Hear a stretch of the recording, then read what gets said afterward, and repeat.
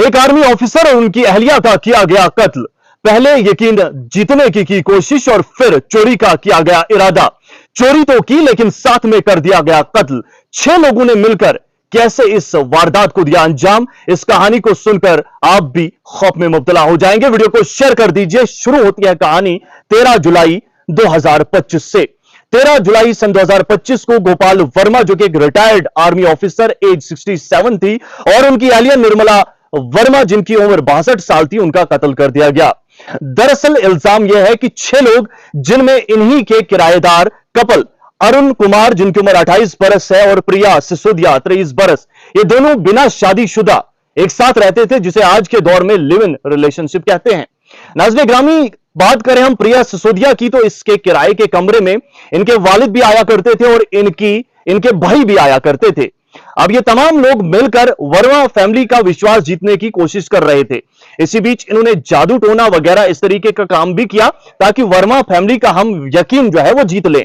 लेकिन इसी बीच जो है प्रिया सिसोदिया के पिता, जिनका नाम जो है करमवीर बताया गया है, इनके दिमाग में कुछ और ही चल रहा था। करमवीर सिसोदिया के दिमाग में चल रहा था कि कैसे इनकी नेक कमाई को उड़ा लिया जाए और इन लोगों को यहां से जो है खत्म किया जाए। अब यह क्या होता है, होता यह है कि जनाब करमवीर सिसोदिया, जो कि प्रिया सिसोदिया के पिता हैं, वो 2 लोगों को हायर करते हैं।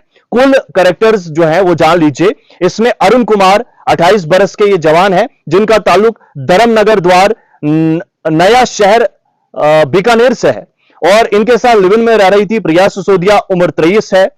और इसके अलावा प्रिया के वालिद का नाम जो है करमवीर सिसोदिया है, भाई का नाम प्रियांशु है।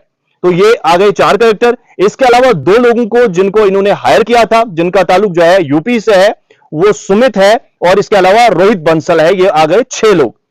तो दोस्तों, जब इन्होंने एक प्लान बनाया तो 13 जुलाई 2025 को ये उनके कमरे में दाखिल होते हैं, ज्वेलरी और कैश लूट कर ले जाते हैं, और उसके बाद दोनों को मार डालते हैं।